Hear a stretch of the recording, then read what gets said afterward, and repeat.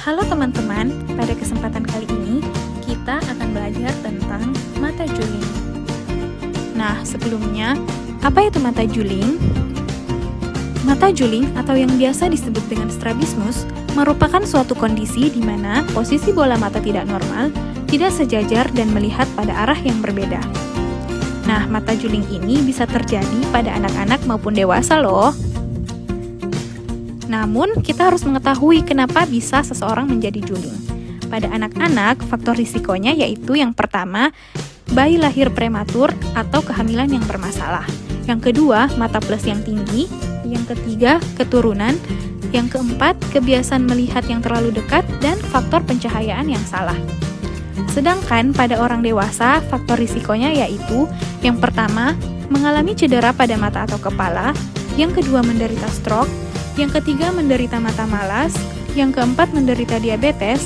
Dan yang kelima, kelainan vaskular. Nah, sebenarnya apa sih yang terjadi bila mata mengalami strabismus atau mata juling? Strabismus pada orang dewasa sering mengalami penglihatan ganda karena otak sudah terlalu terlatih untuk menerima bayangan dari kedua mata dan tidak dapat mengabaikan dari mata yang juling. Sedangkan pada anak-anak, posisi mata yang tidak lurus, kadang-kadang anak memiringkan kepalanya pada posisi tertentu agar dapat melihat dengan kedua matanya. Setelah mengetahui itu semua, kita harus tahu apa saja jenis-jenis juling.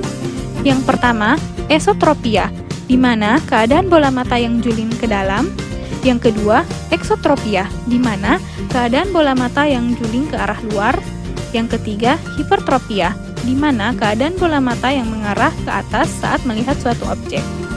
Nah, yang terakhir, hipotropia, keadaan bola mata yang mengarah ke bawah saat melihat suatu objek. Jadi, bagaimana cara mendeteksi mata juling?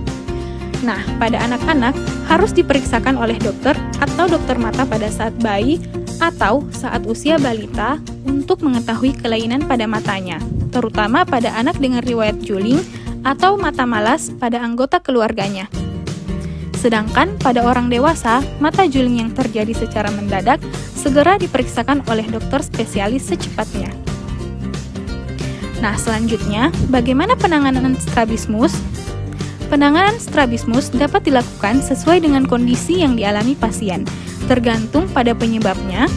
Nah, pengobatan strabismus antara lain, yang pertama terapi dengan menggunakan kacamata, yang kedua tindakan operatif, yang ketiga menutup mata terbaik untuk meningkatkan fungsi mata yang lemah, dan yang terakhir reposisi otot mata yang tidak seimbang.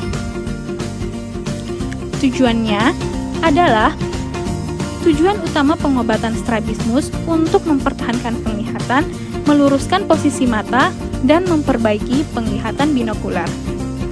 Nah, itulah tadi seputar strabismus. Yuk, kita sama-sama meningkatkan pengetahuan tentang strabismus.